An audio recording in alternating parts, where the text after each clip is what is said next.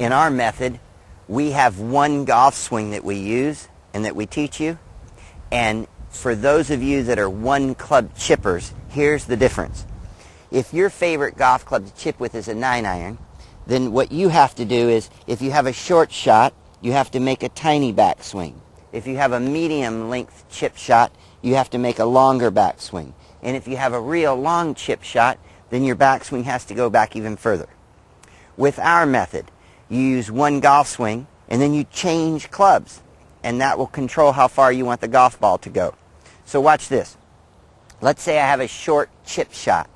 Ball in the middle of my stance, weight on my left side, handle of the golf club over on my left side, and from here I'm going to make a short arm swing with a little chop.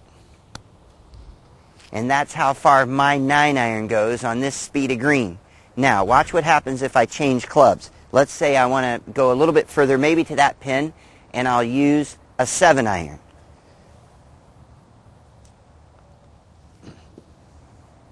Now, with the same golf swing, ball in the middle of my stance, choke down on the club, handle on my left side a little bit, and the same arm swing, but because I used a 7-iron, you see that the ball goes just a little bit further. Now, if I were to choose, let's say I wanted to go way over to the other side of the green, I'd do the same thing with a 5-iron.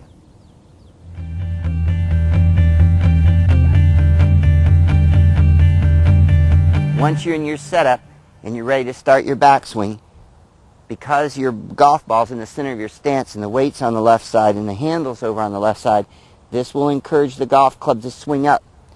But as it goes up, it has to go in. I've put a straight edge on the ground here. The reason I did it is because you can watch this club head move away from the golf club and go up. Here's a couple of things you want to keep in mind. It doesn't go out. The club head doesn't go straight back. It goes inside. And the reason it goes inside is so the golf club can return on the same path when we start the downswing. Here's a couple things you want to remember. As you go back and up on the inside, you may have a sensation of the right shoulder tilting up. This is correct. If you turn, the right shoulder would turn level to the ground. That might not help you. As the golf club swings up, it swings up and down with the arms and hands. It does not need the elbow to hinge, and you do not need any wrist to hinge. So here we are. Ball in the middle, weight left, handle forward.